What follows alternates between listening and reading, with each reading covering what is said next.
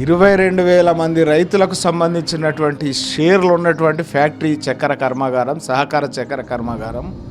తెలంగాణ మొత్తానికి మిగిలింది ఒకే ఒక సహకార చక్కెర కర్మాగారం.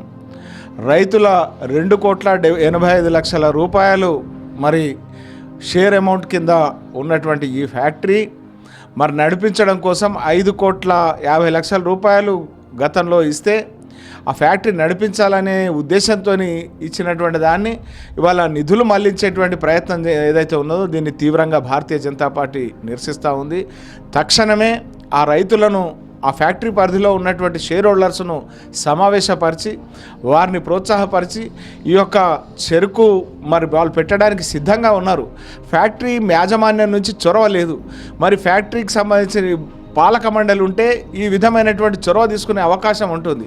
రైతుల నుంచి పాలక మండలిని ఏర్పాటు చేసి ఆ యొక్క చక్కెర కర్మాగారం పరిధిలో ఉన్నటువంటి రైతులతో సమావేశపరిచి వారికి అవసరమైనటువంటి ప్రోత్సాహకాలనిచ్చి మరి చెరుకు పంటని ఇక్కడ మరింత అభివృద్ధి పరచడానికి అవకాశం ఉంది.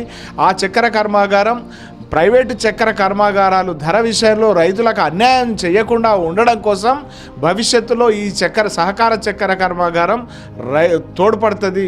రైతులకు గిట్టుబాటు ధర ఇవ్వడానికి ఇది మంచి అవకాశం ఉన్నటువంటి ఈ యొక్క ఫ్యాక్టరీని మరి నిలబెట్టాలని చెప్పి కోరుతా ఉన్నాం. ఈ యొక్క ఫ్యాక్టరీకి కేటాయించిన నిధులను తరలించే నిర్ణయాన్ని పునఃసమీక్షించి ఇక్కడనే ఉంచాలని చెప్పి మేము కోరుతా ఉన్నాం. తెలంగాణ ఫ్యాక్టరీకి ఇచ్చిన నిధులను మరి తీసుకెళ్ళి కడప సహకార చక్కెర కర్మాగారం కర్మాగారానికి ఇవ్వడం ఏదైతే ఉన్నదో ఇది ఇక్కడ అన్యాయం చేయడం అవుతుంది. మీరు కడపకి ఇవ్వాలంటే అది వేరే నిధులు ఇవ్వండి, ఈ ఫ్యాక్టరీ నిధులు దీనికి వినియోగించండి. 10 కోట్ల నిధులు 10 కోట్ల రూపాయలు కేటాయించి ఈ ఫ్యాక్టరీని పరిపుష్టం చేయండి అని చెప్పి భారతీయ జనతా పార్టీ డిమాండ్ చేస్తుంది. ఈ డిమాండులో భాగంగానే వాళ్ళ కలెక్టర్ను కూడా కలవడం.